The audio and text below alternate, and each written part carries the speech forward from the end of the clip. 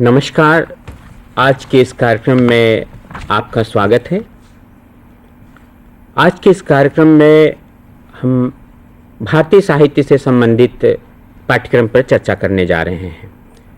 जैसा कि आपको मालूम होगा, इंदिरा गांधी राष्ट्रीय मुक्त विश्वविद्यालय ने हिंदी में 2 ऐसे पाठ्यक्रम तैयार किए हैं जो मुख्यतः भारतीय साहित्य पर आधारित हैं। एक पाठ्यक्रम मध्यकालीन भारतीय साहित्य से संबंधित है और दूसरा पाठ्यक्रम आधुनिक भारतीय साहित्य से संबंधित है। अपने राष्ट्रीय दायित्व के अनुरूप इग्नू ने इस तरह के पाठ्यक्रम का निर्माण किया है। हिंदी विभाग से प्रस्तुत इस पाठ्यक्रम में हमने मुख्य रूप से 2 उद्देश्य सामने रखे हैं। उस समय के, उस काल के साहित्य को हमने अपने छात्रों तक पहुंचाया है, जिसमें समाज और राष्ट्र प्रमुख रहा है। समाज की क्या स्थिति थी और राष्ट्र की क्या स्थिति थी, इन 2 मुद्दों को हमने रखा है। आज के इस कार्यक्रम में हम मुख्य रूप से आधुनिक भारतीय साहित्य पर बात करने जा रहे हैं। आप जानते हैं, नवजागरण का वह काल जब देश अंग्रेजों का गुलाम था और इस गुलामी में भारतीय जनता त्रसित थी। तत्कालीन समय में एक ऐसा समय आया कि देश के प्रबुद्ध लोगों ने यह सोचा कि जो विदेशी हम पे शासन कर रहे हैं, उनसे हमें मुक्ति प्राप्त करनी है। दूसरी तरफ समाज के ऐसे समाज सेवी और विद्वत जनों ने भी यह विचार किया कि देश में जो सामाजिक स्थिति है, जो भिन्नताएं हैं, जो कठिनाइयां हैं, उनको भी दूर किया जाए, जिससे देश की प्रगति संभव हो। और इसी उद्देश्य को लेकर बहुत से साहित्यकारों ने रचनाएं की। भारतीय साहित्य केवल एक भाषा का साहित्य नहीं है। लगभग 15-16 प्रमुख भाषाएं ऐसी हैं जिनका साहित्य समृद्ध और उपयोगी है। 19वीं शती में लगभग संपूर्ण भारतीय साहित्य में एक ऐसे प्रकार का साहित्य रचा गया जिसने न कि केवल जनता को उद्वेलित किया, बल्कि तत्कालीन समय में लोगों में राष्ट्रीय भावना भी जागृत की।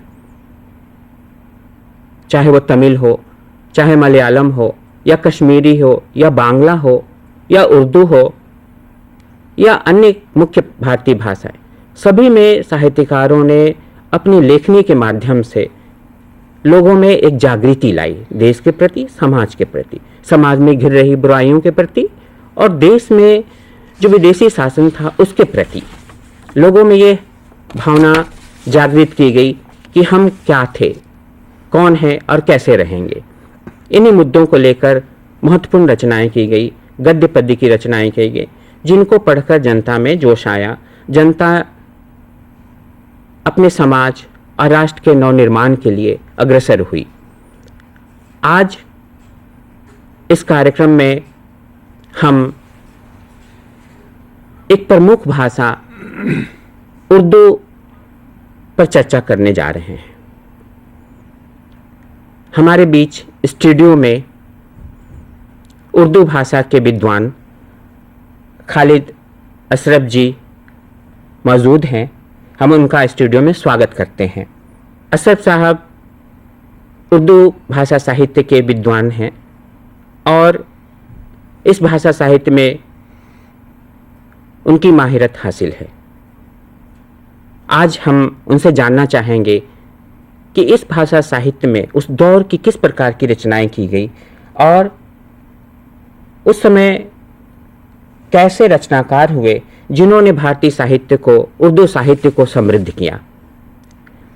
डॉक्टर साहब, सबसे पहले मैं ये जानना चाहूँगा जी कि उर्दू साहित्य के बारे में ये कहा जाता है कि इसकी उत्पत्ति दक्कन में अर्थात दक्षिण भारत में हुई जी।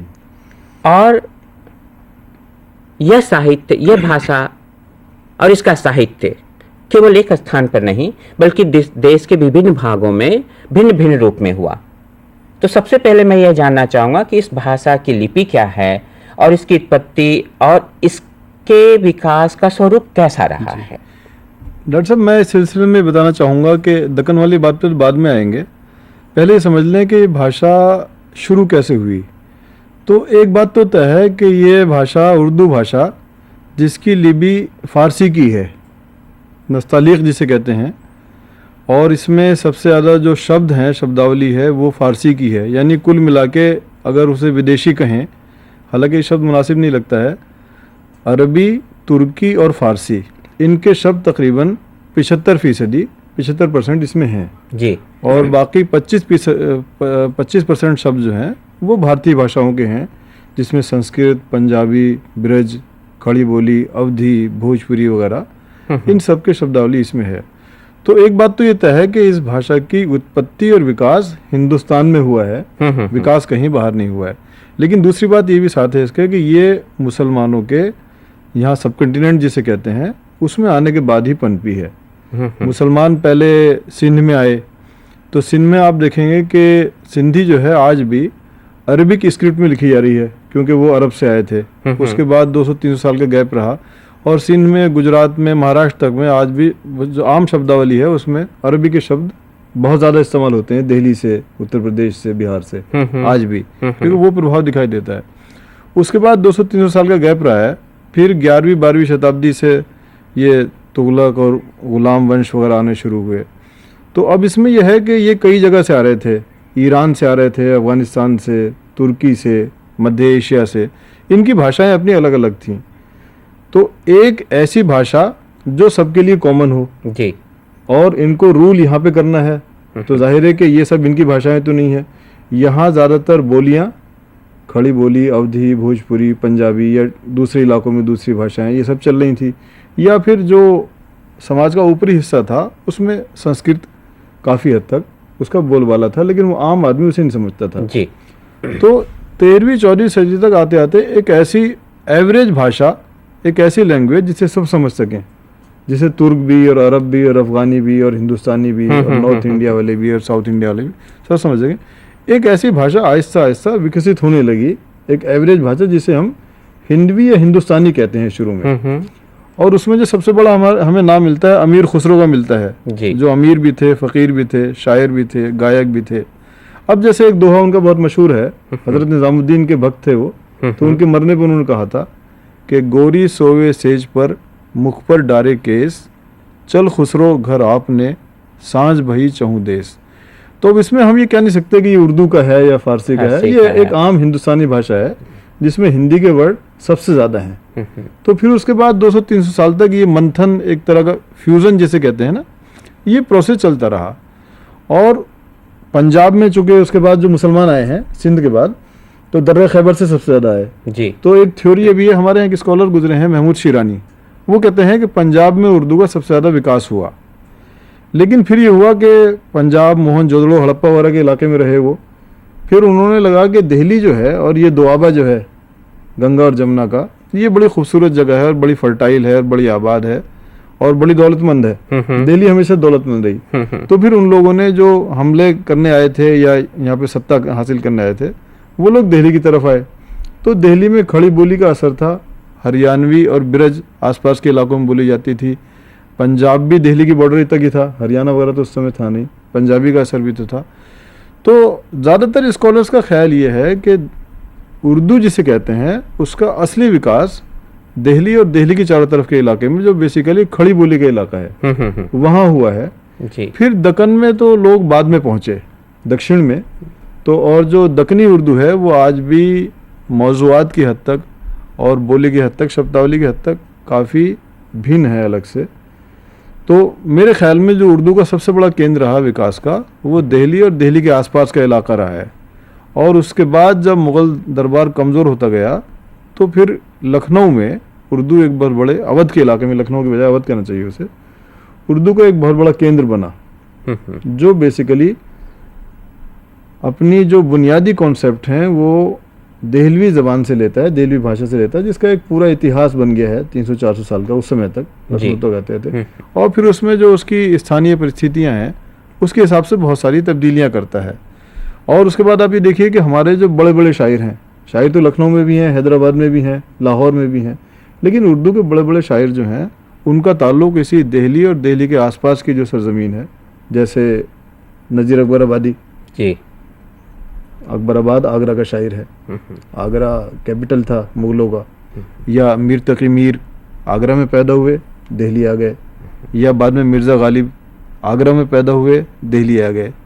फ़ाइज़ देहलवी, आबरू, हातिम, यकरंग, ये सारे शायर जो हैं दिल्ली के शायर हैं। बड़ी शायरी जो है मेरे ख्याल में दिल्ली में ही हुई है। और दिल्ली ऐसा बड़ा केंद्र है जहाँ उर्दू का सबसे बड़ा विकास हुआ है। हालांकि बहुत सारे स्कॉलर्स इस बात से एग्री नहीं कर सकते हैं, लेकिन मेरी अपनी ज़ाती राय ये है, जो कुछ मैंने थोड़ा बहुत देखा वाला है। डॉक्टर साहब, आपने बड़ी अच्छी बात कही कि उर्दू का विकास इस देश में हुआ जी।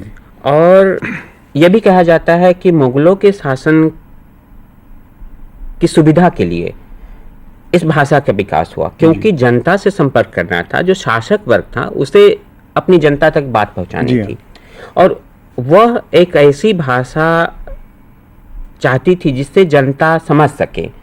और इसी रूप में, जैसा कि आपने कहा कि स्थानीय भाषाओं के शब्द और अरबी फारसी के शब्दों को मिलाकर उर्दू का विकास हुआ।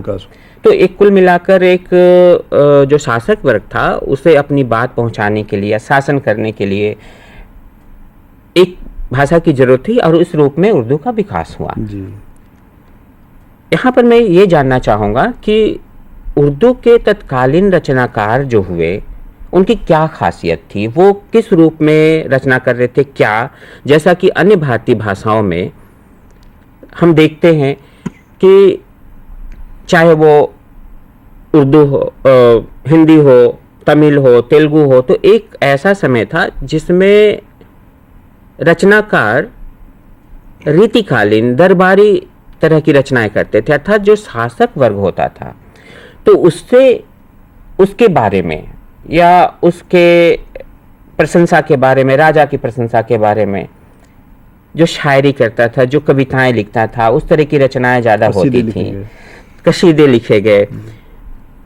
तो ज़्यादातर ऐसा वो समय था मध्यकाल का, जिसे हम रीतिकाल के नाम से जानते हैं हिंदी साहित्य में। तो क्या उर्दू में भी ऐसी रचनाएं हुई जो मुख्य रूप से दरबारी जिसे कहा जाए? डॉक्टर साहब, यहाँ दरबार का और उर्दू का मामला जो है थोड़ा सा कंट्राडिक्टरी रहा हमेशा से, क्योंकि दरबार में जो एलीट था, जो आला तबका था, रूलिंग क्लास था, वो फारसी बोलता रहा आखिर तक। और यहाँ तक कि गालिब तक आते आते जब मुग़ल सल्तनत और सारा जो एलीट का निज़ाम था वो बिखर रहा था, फ़ारसी की हालत बहुत कमज़ोर हो गई थी। लेकिन गालिब अपनी उर्दू शायरी के बारे में कहता है कि ये बेरंगे मनस्त, ये शायरी जो है मेरी बेरंग शायरी है और असली शायरी मेरी फ़ारसी में है। एक बात। दूसरी बात, गालिब ने जो खत जो लिखे, लेटर्स जो बहुत मशहूर हुए बाद में, और एक तरह की जो डॉक्यूमेंट्री अपने टाइम की, अपने पीरियड की नज़र आती हैं उनमें जी। वो खतूत फारसी में लिखे सबसे पहले, बाद में जब बीमार रहने लगे और कमज़ोर हो गए तो उर्दू में ख़त लिखने शुरू किए। लेकिन इतिहास ने साबित किया कि वो चीज़ें ज़्यादा दूर तक गईं और ज़्यादा आवाम तक फैली जो चीज़ें अवाम की भाषा में थी, अवाम की भाषा उर्दू। तो उर्दू बेसिकली जो पनपी है वो फारसी से बगावत के रूप में पनपी है। एक साहब थे खाने आरजू, 18वीं सदी में उनका पीरियड है, और मीर के वो बुजुर्ग थे, सीनियर थे। उन्होंने यहाँ के शायरों से कहा कि तुम इसे रेख्ता में शायरी शुरू करो, ये फारसी जो है ये हमारी शायरी नहीं है। आला तबका जो था फारसी में, और कसीदों की तादाद बहुत है हमारे, ये भी सच है। कसीदे उर्दू में भी लिखे गए और फारसी में तो कसीदे की बहुत स्ट्रॉन्ग रिवायत है। जाहिर है कि उस टाइम इंस्टीट्यूशन दरबार के नाम के अलावा कुछ और नहीं होते थे। किसी को कुछ हासिल करना है, बादशाह को खुश करना है, इनाम लेना है, तो दरबार की तरफ या नवाब की तरफ, राजा की तरफ देखता था। तो कसीदे की परंपरा तो बिल्कुल रही है, लेकिन फारसी से अगर आप कंपेयर करें तो कसीदे की परंपरा उर्दू में इतनी नहीं है जितनी फारसी में रही है। एक बात जी। दूसरी बात यह है कि रेख्ता कहा गया, रेख्ता का मतलब यह है गिरी पड़ी। तो शुरू में जो उर्दू शायरी शुरू हुई है मीर से पहले, फाइज, आबरू वगैरह, ये अपनी जबान को रेख्ता कहते हैं। यानी आला तबका जो है उससे वो तो अलग फारसी, हटकर। वो फारसी बोल रहा है। और जैसे जैसे फारसी की पकड़ कमजोर पड़ती जा रही है समाज में, जैसे जैसे दरबार सुकड़ता जा रहा है, ऐसे ऐसे रेख्ता जो है उर्दू शायरी का चलन हो रहा है। और खुद मीर कहता है, रेख्ते की तारीफ करता है, बहुत सारे अशार हैं उसके कि रेख्ता रुतबे को पहुंचाया हुआ उसी का है, मोतक़िद कौन नहीं मीर की उस्तादी का। और कहता है कि गुफ्तगू रेख्ते में हमसे न कर, ये हमारी ज़बान है प्यारे। और मीर ये कहता है, मीर का पीरियड है 18वीं सदी का, मीर के डेथ हुई है 1910 के आसपास, गालिब से सीनियर हैं। जी जी। तो वो कहते हैं कि मेरी जो ज़बान है वो दिल्ली की जामा मस्जिद की सीढ़ियों की ज़बान है, मैं अवाम की ज़बान बोलता हूँ। तो ये तो हम नहीं कह सकते कि बिल्कुल ही अवामी ज़बान ये रही है, लेकिन उर्दू बेसिकली जो इलीट था, जो आला तबका था, जो रूलिंग क्लास था, उसके खिलाफ बगावत के तौर पे पनपी है। तो इसलिए इसमें उस तरह का एलिटिज्म और उस तरह का जो सारी चीज़ें हैं, तामझाम और खुशामद वगैरह निस्बतन कम रही है। ये एक बड़ा फैक्ट है। एक बहुत ही महत्वपूर्ण जानकारी आपने दी उर्दू के बारे में। जो अंतर, जो डिफरेंस रहा इस भाषा में, वो कि जिस तरह से अन्य भारतीय भाषाओं में दरबारी साहित्य का सीधा संबंध शासक वर्ग से रहा, जी। यहाँ उर्दू का संबंध जनता से रहा। ये बड़ी सबसे बड़ी खासियत रही उर्दू की। ये आपने बात कही कि उस दौर में मिर्जा गालिब, जी, तो जिस समय मिर्जा गालिब की मृत्यु होती है, उस समय हिंदी के जो सबसे बड़े साहित्यकार या जो हिंदी का विकास हम मानते हैं जिनसे, भारतेंदु जी, हरिश्चंद्र। तो भारतेंदु हरिश्चंद्र उस समय उनकी उम्र 19 साल की थी, और हम उसे इस रूप में तालमेल के रूप में देखते हैं कि गालिब के अंतिम दौर की शायरी में इस तरह की रचनाएं मिलती हैं। जी जी। तो मैं ये जानना चाहूँगा विशेषकर मिर्जा गालिब के बारे में कि उनकी शायरी की क्या विशेषता थी और वो जनता से किस प्रकार जुड़ की थी, उर्दू में उनका क्या स्थान है और वो कहाँ तक हमें प्रभावित करती हैं। जी डॉक्टर साहब, गालिब से पहले मैं एक आध बात बताना चाहूँगा कि गालिब जो थे एक बहुत बड़ा नाम थे, मेरे ख्याल में उर्दू का सबसे बड़ा नाम है हमारे पास। लेकिन मेरी समझ ये है साहित्य के बारे में कि कोई भी बड़ा साहित्यकार एकदम पैदा नहीं होता है जी। उसके पहले बहुत सारे ऐसे नाम होते हैं, बहुत सारी ऐसी परिस्थितियाँ होती हैं, सामाजिक परिस्थितियाँ हैं जो उसे परवान चढ़ाती हैं, डेवलप करती हैं, एक उसके लिए फजा, एटमॉस्फेयर कायम करती हैं। तो अगर मैं इसको इस तरह से देखूं कि 1800 में फोर्ट विलियम कॉलेज कायम हुआ है जी। और अंग्रेज तो जाहिर है कि अंग्रेजों ने कायम किया था कलकत्ता में वो, और अंग्रेज यहाँ पे हुकूमत करने आए थे, लूटने आए थे जी। उनका मकसद यहाँ कोई सामाजिक क्रांति करना नहीं था, यहाँ के लोगों को शिक्षित करना नहीं था, या यहाँ कोई सोशल चेंज लाना भी उनका एम नहीं था जी। लेकिन उन्होंने जो काम अपने सत्ता को फैलाने के लिए किए, अपने रूल को, जो जरूरतें उन्हें पड़ी, जैसे एजुकेशन, रेलवेज, टेलीग्राम, बिजली, तो अब ये एक नई टेक्नोलॉजी यहाँ पे शुरू की जो मुगलों के जमाने में नहीं थी। लेकिन अब मुसीबत ये है टेक्नोलॉजी की कि आप उसे जिस ढंग से यूज करना चाहते हैं जी, वो हमेशा उस ढंग से यूज नहीं होती है। टेक्नोलॉजी का अपना एक तरीका होता है, टेक्नोलॉजी जो यूज करते हैं तो हर जनरेशन उसके साथ साथ सोशल चेंज का भी नुमाइंदा बनती है जी। जाने या अनजाने। अब जैसे आज की टेक्नोलॉजी कुछ और है, गालिब के जमाने की टेक्नोलॉजी कुछ और थी जी।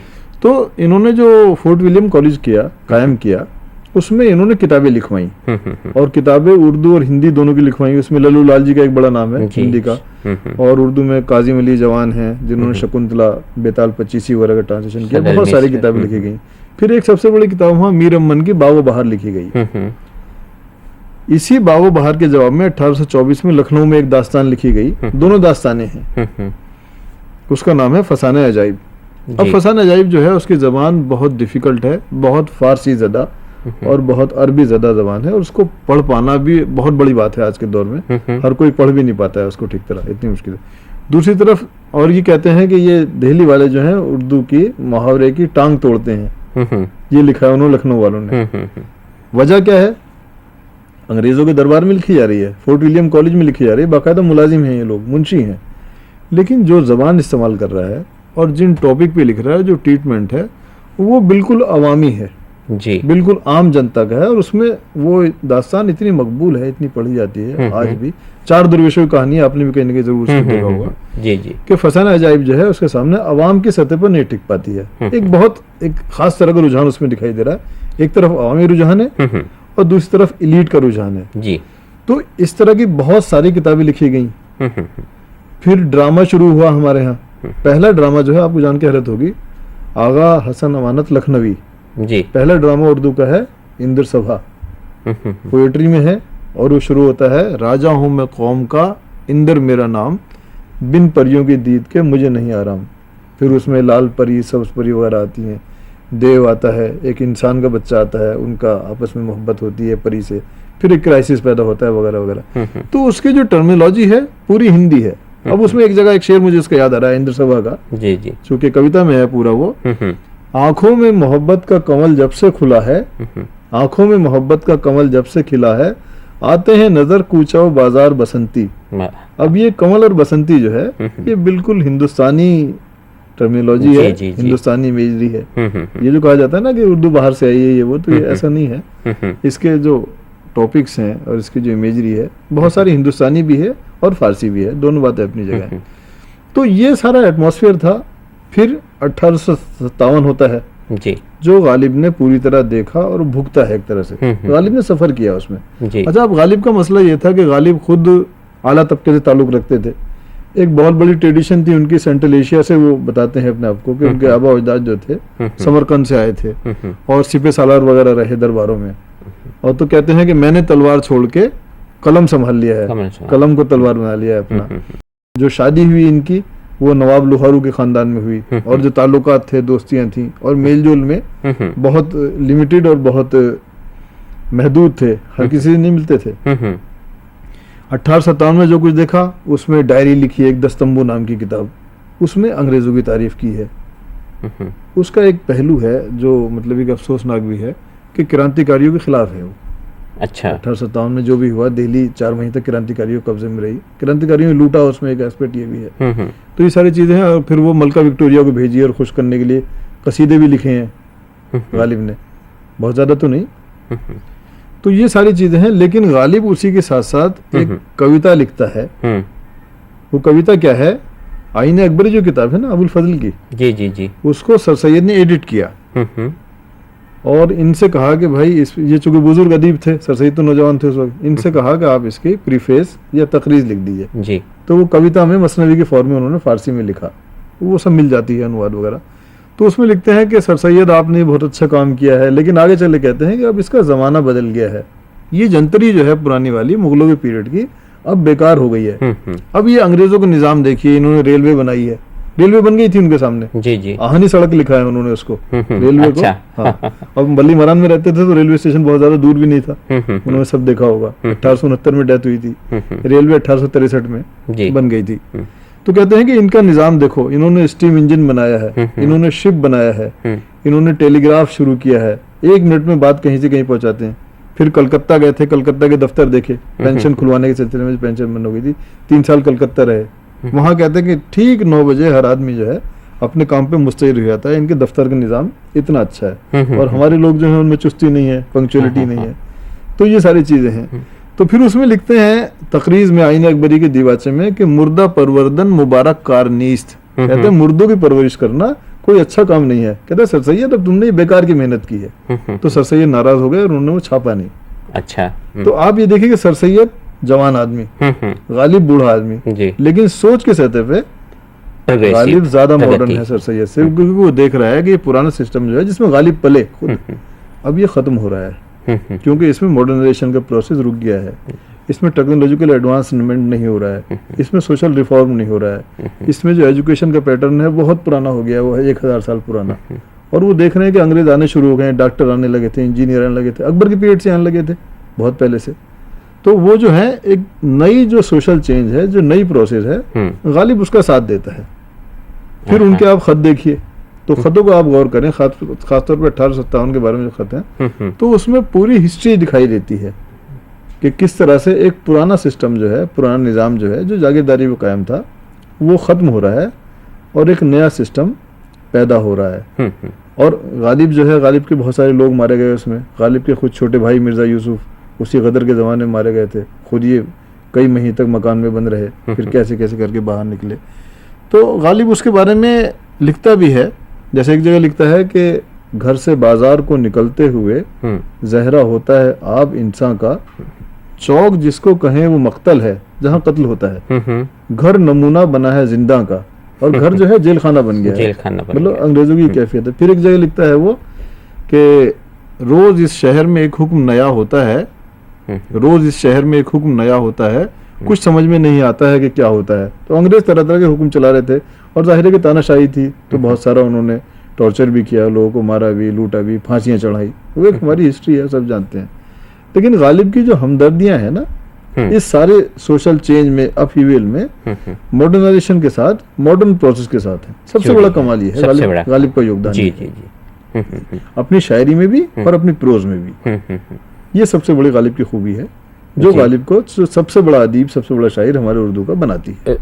इसका तात्पर्य ये हुआ कि गालिब जबकि पुराने दौर के व्यक्ति थे जी, लेकिन उनकी सोच और वो जो समाज में जो प्रगति हो रही, अंग्रेजों की जो देन है, जो प्रगति के दौर को आगे बढ़ा रहा है, ना चाहते हुए उसमें ना चाहते हुए भी जो स्थिति है, चूंकि देश गुलाम है अंग्रेजों का, लेकिन उसके साथ साथ जो अंग्रेज काम कर रहे हैं, जिससे जनता में या आगे एक सबसे बड़ी महत्वपूर्ण बात आपने कही कि जो सुस्त लोग हैं उसके बारे में वो खफा हैं कि ये तुम लोग बड़े सुस्त हो, और बाकी उनके जो है लोग समय पे पहुंचते हैं दफ्तर। तो ये अपने आप में अनुशासन का सबसे बड़ा उदाहरण है, और अनुशासन के महत्व को वो मानते थे।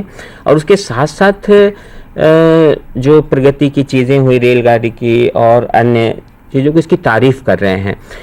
यहाँ पर मैं ये बात जानना चाहूँगा कि एक तरफ जो बात मैंने कही कि भारतेंदु उस समय 19 वर्ष के थे, और गालिब लगभग गालिब का दौर खत्म हो रहा था, यानी गालिब का अंत हो गया। तो भारतेंदु हरिश्चंद्र की रचनाओं में जिस प्रकार की चीज़ें देखने को मिलती हैं, और भारतेंदु मंडल में जो सामाजिक आंदोलन से संबंधित सामाजिक मुद्दों को लेकर जो रचनाएं की गई, इसके साथ साथ जो राष्ट्रीय चेतना की बात आती है, तो इसका प्रभाव लगभग गालिब की वो बातें भी उसमें जुड़ जाती हैं वहाँ आकर। तो मैं ये जानना चाहूँगा कि उर्दू के उस समय के जो शायर हुए, उस समय के जो रचनाकार हुए, उसमें क्या खासियत थी, और उसमें आगे के जो नौ जागरण का दौर आ रहा था, उसमें उनका क्या योगदान रहा? सर सैयद अहमद। डॉक्टर साहब, मैं इसमें एक दो बातें और जुड़ना चाहूँगा जी। एक तो ये बड़ी अजीब सा इत्तेफाक है कि गालिब की डेथ हुई है 1869 में, और वही साल गांधी जी की पैदाइश का है। तो एक तरह का सिंबोलिज्म इसमें भी है कि चीज़ें कैसे बदलती हैं। दूसरा फिर ये है कि गालिब के फौरन बाद सर सैयद का, जैसे मैंने जिक्र किया, उर्दू जो कल्चर है बुनियादी तौर पे शायरी का कल्चर रहा है। जी। हमारे यहाँ शायरी पहले शुरू हुई और शायरी बहुत स्ट्रॉन्ग है, और आज भी अगर उर्दू के हवाले से आमतौर पे कहीं बात होती है तो ज़्यादातर लोग शायरी के हवाले से बात करते हैं। तो उसमें थोड़ा सा नुकसान भी हुआ है उर्दू को, कि उर्दू की जो नस्र में, प्रोज में जो सीरियस चीज़ें लिखी गई, शायद उन पर इतना कंसंट्रेशन नहीं किया गया, शायरी में कहीं दब गई। लेकिन ये जो गालिब के बाद का दौर है, अच्छा गालिब को भी आप देखें तो गालिब ने तो शायरी भी लिखी है, और गालिब की जो प्रोज है, लेटर्स जो है उनके, लेटर्स के अलावा और चीज़ें भी हैं, हिस्ट्री वगैरह भी कुछ लिखी है, वो बहुत इंपॉर्टेंट है। गालिब के खुतूत का आप नजरअंदाज नहीं कर सकते। उसके बाद का जो दौर आता है, इसे नवजागरण या रिनायसा कहते हैं, जो भारतेंदु का जैसे आपने नाम लिया, तो हमारे यहाँ जो सबसे बड़ा नाम उसे मिलता है, सर सैयद का मिलता है। सर सैयद हैं, और बाकायदा उनके साथ और कई अदीब थे, डिप्टी नज़ीर अहमद थे, और मौलाना हाली थे, मोहम्मद हुसैन आज़ाद थे, अकबर इलाहाबादी एक बड़ा नाम है उसमें। फिर सर सैयद के स्कूल से बाहर एक नाम बड़ा बहुत अजीबोगरीब हमें मिलता है, रतननाथ सरशार का, लखनऊ में, जो बहुत अजीबोगरीब हैं, और बहुत अपने तरीके से वो लिखते हैं चीज़ों को। तो सबसे बड़ी बात यह है कि इन्होंने, सर सैयद का जो इम्फेसिस रहा, नस्र पे रहा, प्रोज पे, और हाली खास तौर पे, और सर सैयद भी जो पुरानी पोएट्री थी जिसमें गुलो बुलबुल की, इश्क आशिकी की बातें बहुत की गई थी, हालांकि उसमें भी एक सामाजिक रेलेवेंस था, ऐसा नहीं है। हाल ही खास तौर पे उसके बहुत खिलाफ हैं। और एक किताब लिखते हैं 1893 में, मुकदमे शेरो शायरी। खुद शायरी भी करते हैं। वो शायरी का उनका प्रीफेस था जो बाद में किताब के तौर पे आज पढ़ा जाता है और कहा जाता है कि उर्दू आलोचना की पहली किताब है ये। तो ये जो 4-5 नाम हमें मिलते हैं सर सैयद दौर के, इसको हम निशातुस सानिया या नव जागरण कहते हैं जी। इसमें जो सबसे बड़ा नाम मेरे ख्याल में यह है, एक तो हाली का है कि हाली जो है एक नई तरह की शायरी शुरू करने पर जोर देते हैं, जो शायरी जो सामाजिक आपकी समस्याएं हैं उससे जुड़ी हुई होगी, एक बात। दूसरी बात ये कि एक साहब है मोहम्मद हुसैन आज़ाद, जो पंजाब दिल्ली से थे, दिल्ली से पंजाब चले गए थे और उन्होंने अंग्रेज़ों के एनकरेजमेंट पर ही अंजुमन पंजाब बनाई एक, और उन्होंने वहाँ पहले नज़्म के मशायरे शुरू कराए, पोएट्री, कविता के जिसे कहते हैं। यानी गज़ल में तो हर शेर में एक अलग अलग बात होती है, नज़्म में कंटिन्यूअस यूनिट, जैसे हिंदी में कविता है या लॉन्ग पोएम है। ये काम उन्होंने शुरू किया लाहौर में, और वो खुद शायर भी थे मोहम्मद हुसैन आज़ाद। उससे बड़ा काम ये हुआ कि उर्दू में उपन्यास शुरू हुआ, और 1869 में डिप्टी नज़ीर अहमद जो दिल्ली में ही थे और बहुत गरीब घर से ताल्लुक़ रखते थे, उन्होंने अंग्रेज़ी और फ़ारसी अरबी वगैरह तालीम हासिल की और बाद में वो इंस्पेक्टर ऑफ स्कूल्स बने जी। और अंग्रेज़ी दरबार वगैरह से इन लोगों से जुड़े रहे और एजुकेशन के फील्ड में, ट्रांसलेशन के फील्ड में काम करते रहे। एक काम उन्होंने किया कि इंडियन पेनल कोड का तर्जुमा किया है। ये जो अदालतों में आजकल यूज़ होती है ना सारी जितनी टर्मिनोलॉजी है, ये सब मुद्दई, मुद्दा अलह वगैरह, ये सब नज़ीर अहमद की बनाई हुई है। इससे बड़ा काम, सबसे बड़ा काम उनका रहा कि उन्होंने नावल लिखे, काफ़ी बड़ी तादाद नावल की लिखे। और पहला जो नावल उन्होंने लिखा था वो अपनी बच्चियों के लिए लिखा था, और उसमें वो दिखा बेटियों के लिए, वो बाद में फिर टेक्स्ट बुक में लगा जी, पढ़ाया जाता था और अंग्रेज़ों ने उसको काफ़ी सराहा, इनाम भी दिया। फिर वो कई नावल उन्होंने लिखे, तो हर नावल जो है एक समाजी समस्या पे है, सामाजिक समस्या पे है जी। उससे पहले जो दास्तान लिखी गई थी, हमारे दास्तान की एक बहुत बड़ी ट्रेडिशन है जो फारसी अरबी से आई है, तो उसमें समाज कहीं नज़र नहीं आता उस तरह से जी। यानी समाज एक तरफ जा रहा है, समाज में सोशल चेंज हो रहे हैं, सत्ता कमजोर पड़ रही है मुगल सल्तनत, और अंग्रेज जो है बराबर अपना दायरा फैला रहे हैं। लेकिन दास्तान जो है, दास्तान में तोता मैना है, ख्याली बुलबुल है, शहजादा है, शहजादी है, उनका इश्क है, मुहिम है, जंगल में जाते हैं, ख्याली पुलाव, ये चीज थी। तो वो सिलसिला दास्तानों का खत्म हुआ और फिक्शन जो है, फिक्शन के नाम पे नावल हमारे यहाँ शुरू हुआ। तो नज़ीर अहमद का सबसे बड़ा कंट्रीब्यूशन ये है कि उन्होंने एक तो ये किया कि, और ख़ास तौर पे मुस्लिम मिडिल क्लास के लिए लिखा उन्होंने जी जी, कि मुसलमान जो थे 1857 में जो शिकस्त हुई मुसलमानों की, उसके बाद हारे थे, परेशान थे, मायूस थे। तो सर सैयद वगैरह ने इन सबसे कोशिश की कि भाई अब टाइम बदल गया है और बेहतर ये कि आप अपने आप को नए टाइम के साथ, नए जो चेंजेस आ रहे हैं उनके साथ जुड़ें और इसमें आपको जो अंग्रेज़ी तहजीब है, अंग्रेज़ी ज़बान है और अंग्रेज़ी से जो सारे कॉन्सेप्ट्स आ रहे हैं उनको अपनाएं। इसलिए सर सैयद ने अलीगढ़ में मदरसा या कॉलेज कायम किया जी, जिसको यूनिवर्सिटी बनाया अंग्रेजों ने। ये फिर याद रखने वाली बात है, अजीब बात है। फुल फ्लेज यूनिवर्सिटी तो अंग्रेजों ने बनाया 1920 के करीब उसे, वरना वो तो एक मदरसा था। तो ये सारी चीजें हैं। अकबर इलाहाबादी जो है वो एक बड़े अजीब ढंग से चलते हैं। वो खुद जज थे, बिल्कुल सरकार से जुड़े हुए थे, सरकारी संस्था से जुड़े हुए थे, लेकिन जो शायरी करते हैं उसमें उनका रवैया जो है एंटी मॉडर्न रहा है, वो मॉडर्न नहीं है। जैसे लिखते हैं कि उनसे बेगम ने फकत स्कूल की ही बात की, नए नए स्कूल खुले थे ना अंग्रेजी जी, ये ना बतलाया कहाँ रखी थी रोटी रात की, ये कहते हैं जी। ये एक जगह कहते हैं कि हर्फ पढ़ना पड़ा है टाइप का, पानी पीना पड़ा है पाइप का, पेट दुखता है आंख आई है, शाह एडवर्ड की दुहाई है। तो ये टाइप और पाइप जो है नया पानी एक तरह का। जी, जी। या पर्दे के बारे में उनका रवैया काफी कंजर्वेटिव था, वो तो आपने सुना ही होगा। कहते हैं ना कि बेपर्दा कल जो नजर आई चंद बीबियां, अकबर जमी में गैरत कौमी से गड़ गया, पूछा जो आपका कि वो पर्दा वो क्या हुआ, कहने लगी कि मर्दों की अकलों पे पड़ गया। तो बहरहाल अकबर जो है सोशल चेंज को उस तरह से एक्सेप्ट नहीं करते जिस तरह सर सैयद और हाली करते हैं, नज़ीर अहमद करते हैं। लेकिन एक सोशल चेंज उनके हमें दिखाई दे रहा है कि भाई आप अपनी पुरानी वैल्यूज को लिए बैठे रहें, लेकिन समाज तो आगे बढ़ रहा है, बदल रहा है। अच्छा। तो ये रिनायसा का उस दौर का सबसे बड़ा कंट्रीब्यूशन था जो इसमें हाली और नज़ीर अहमद और सर सैयद ने फिर ये किया कि मदरसा बनाने के साथ साथ अखबार निकालते थे, तहज़ीबुल अखलाक, और ख़ुद बहुत सारी किताबें लिखी हैं उन्होंने। तो उसमें जो प्रोज है वो प्रोज बहुत अलग तरह की है। वो प्रोज इस माने में मॉडर्न है कि एक तो उन्होंने उसमें कहीं कहीं अंग्रेजी के अल्फाज इस्तेमाल किए हैं, जैसे सोशल है, रिफॉर्म है। ये सोशल और रिफॉर्म दो वर्ड जो हैं ये बार बार आते हैं उनकी तहरीरों में, जिससे उनकी एक खास तरह की आइडियोलॉजी का पता चलता है कि वो समाज के बारे में कुछ सोच रहे हैं और रिफॉर्म सुधार जो है तो वो करना चाहते हैं जी। और आसान जबान लिखते हैं। गालिब की जबान बहुत मुश्किल थी, गालिब कभी आसान नहीं रहा, और जो उससे पहले दास्तान लिखी गई वो बहुत मुश्किल थी। जी जी जी। तो दो चीजें बहुत नजर आती हैं कि एक तो यह है कि जो नया वैल्यू सिस्टम है जो अंग्रेज लेके आए हैं उसको अपनाना, ताकि आप अपने समाज को, जो समाज में क्राइसिस हैं, परेशानियां हैं, आगे बढ़ा सकें। और दूसरा यह है कि जबान आसान हो, भाषा ऐसी हो जो सबकी समझ में आए, जिसमें फारसी और अरबी के अल्फाज कम से कम हो। जी डॉक्टर साहब, यहाँ एक बात मैं जानना चाहूँगा, जिस प्रकार हिंदी में विशेषकर और अन्य भारतीय भाषाओं में भी रचनाकारों ने हर समय पत्रिकाओं का सहारा लिया, यानी पत्र पत्रिकाओं के द्वारा उन्होंने जनता में जागृति फैलाने का काम किया। और हम हर जगह देखते हैं, चाहे वो उड़िया में देखें, चाहे बांग्ला में देखें, हिंदी में देखें और अन्य भारतीय भाषाओं में पत्र पत्रिकाओं की बहुत बड़ी भूमिका रही है। जो नवजागरण में जिन मुद्दों को उठाना था उसे पत्र पत्रिकाओं के माध्यम से, उसके द्वारा, और आज भी हम जानते हैं पत्र पत्रिकाओं का कितना महत्व है। तो क्या उर्दू साहित्य में भी इस तरह की विशेषताएं देखी जाती है? जी डॉक्टर साहब, आप सही फरमा रहे हैं, क्योंकि मॉडर्नाइजेशन का प्रोसेस जो है वो तो अखबार के बगैर संभव ही नहीं है। जी। तो हमारे यहाँ जो सबसे पहला अखबार निकला वो जामे जमशेद निकला था, और उसके बाद राजा राम मोहन राय खुद फारसी का अखबार निकालते थे, और सर सैयद ने भी फिर अखबार निकाला जी, तहजीबुल अखलाक के नाम से, जो हर हफ्ते छपता था वो, और जाहिर है कि उसकी सर्कुलेशन बहुत ज़्यादा नहीं थी।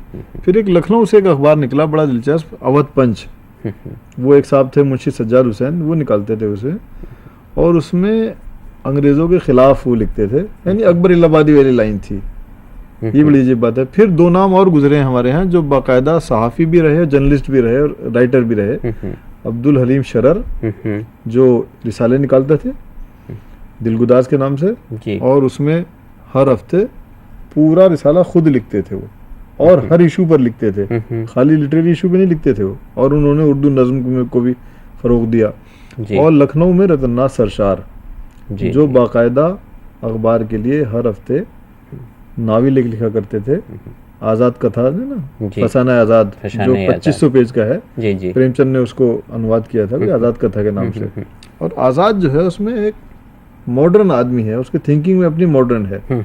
वो जो है जैसे होटल में खाना खाता है, अब होटल में उस समय जाना ऐसा तस्वुर था कि जैसे होटल में जाने का मतलब ये कि बर्तनों में शराब लगी है, आप शराब पी रहे हैं, और होटल में खाना जो है वो मीट जो है दूसरी तरह का होगा और ये होगा, तो होटल में जाना पसंद नहीं किया था। लेकिन मियाँ आज़ाद जो है अंग्रेज़ों से मिलता भी है, मेमो से मिलता है, जंग में शरीक होता है, और होटल में जाता है, रेलवे स्टेशन में जाता है, उसकी लाइफ बहुत मॉडर्न है, वो है। तो अखबारों का हमारे यहाँ बहुत बड़ा रहा है। फिर 20वीं सदी में आते आते तो अखबार तो बाकायदा आज़ादी का टूल बन गया। मौलाना आज़ाद ने अखबार निकाले, हजरत मोहानी और कितने लोग, ये सब। तो अखबार तो डेफिनेटली उर्दू में एक उसका योगदान रहा है। मोहम्मद हुसैन आज़ाद के फादर एक अखबार निकालते थे, मौलवी बाकर, वो भी अखबार निकालते थे, दिल्ली अखबार के नाम से। तो अखबारों की एक पूरी हिस्ट्री रही है। यहाँ एक बात और मैं जानना चाहूँगा कि कुछ रचनाकार ऐसे भी हुए हैं जिन्होंने उर्दू में शुरुआत की और बाद में हिंदी में लिखे, और हिंदी में बहुत बड़े रचनाकार के रूप में। तो इस रूप में मैं जानना चाहूँगा, और ऐसे कुछ रचनाकारों के बारे में आप बताएं जो उर्दू में उन्होंने उर्दू साहित्य को भी समृद्ध किया और हिंदी साहित्य को भी, और उस दौर के अनुरूप लिखा। जी डॉक्टर साहब, इसमें जो सबसे बड़ा नाम है हमारे पास वो तो मुंशी प्रेमचंद का ही है। जी जी। तो प्रेमचंद के बारे में तो जाहिर है कि हम सभी जानते हैं कि उन्होंने कहानियाँ लिखी, नावल लिखे, फिर निबंध वगैरह जो छपते रहे दयानारायण निगम के ज़माना अखबार में। तो शुरू में तो कुछ चीज़ें उन्होंने उर्दू में लिखी, लेकिन फिर उनको लगा कि उर्दू जो है वो सीमित है, हिंदी की तरह फैल नहीं रही है, उसका प्रसार पूरी तरह नहीं हो रहा। तो वो उर्दू और हिंदी दोनों में लिखते रहे आखिर तक। और शुरू में खुद उर्दू में लिखते थे, उसका अनुवाद करते थे, फिर बाद में उन्होंने हिंदी में ज़्यादा फ्लुएंसी हासिल की तो हिंदी में लिखने लगे। लेकिन बेसिकली उनका दायरा जो है दोनों भाषाओं में रहा, और जो उनके लेख हैं उनको अगर आप देखें तो जो उससे जो उनका नज़रिया निकलता है ना ज़बान का, जी तो वो ना हिंदी का नज़रिया है, ना उर्दू का नज़रिया है, ना फारसी का है, ना संस्कृत का। वो तो आखिर तक हिंदुस्तान के लिए लड़ते रहे, बाकायदा हिंदुस्तानी मूवमेंट में शरीक हुए, जी जी जी गांधी जी के साथ शामिल रहे, ये सारी चीज़ें थी। और जल्दी उनका इंतकाल हो गया। फिर उर्दू के प्रोग्रेसिव मूवमेंट में शरीक हुए वो, उसकी उन्होंने सदारत की लखनऊ में 1936 में। तो ये सारी चीज़ें हैं। तो एक फ़र्क दिखाई दे रहा है जी कि अब सिर्फ उर्दू से काम नहीं चलेगा, अब हिंदी की ज़रूरत भी है।